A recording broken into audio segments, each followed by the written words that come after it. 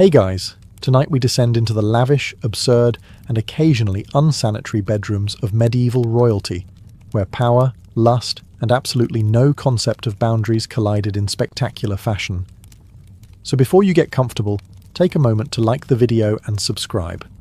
But only if you genuinely enjoy what I do here. And let me know in the comments where you're tuning in from and what time it is for you. It's always fascinating to see who's joining us from around the world.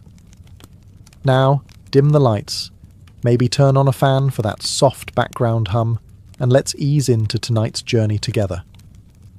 King John of England, also known as John Lackland, and informally, the worst dinner guest in British history, is best remembered for signing the Magna Carta, losing half of France, and somehow still finding time to be wildly inappropriate with most of the nobility's daughters.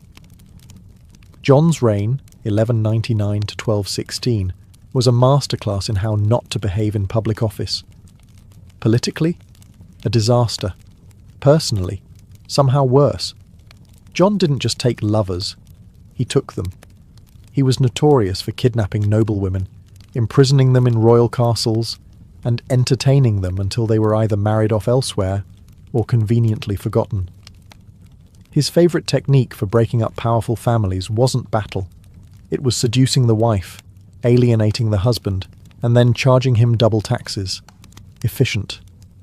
Chroniclers were so uncomfortable with John's behaviour that even biased medieval scribes, people who routinely ignored witch trials and floggings, wrote things like, "He was not temperate with women," and "He did not abstain from wives and daughters." That's medieval for, "He made the Christmas party deeply awkward." At one point, John reportedly had 30 mistresses on official record. That's not romantic, that's a staffing issue. Several nobles complained directly to the crown that John was abusing their hospitality, which is a polite way of saying he slept with everyone, including the serving staff, and possibly the family goat. His behaviour was so bad, it nearly started a rebellion.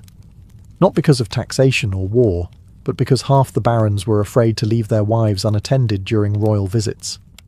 One baron refused to meet John unless his entire household was locked up first. That's diplomacy, 13th century style. And yet, in true royal fashion, John never saw a problem. He considered himself irresistible. There's no evidence for this outside of his own letters, but when you're king, delusion comes standard.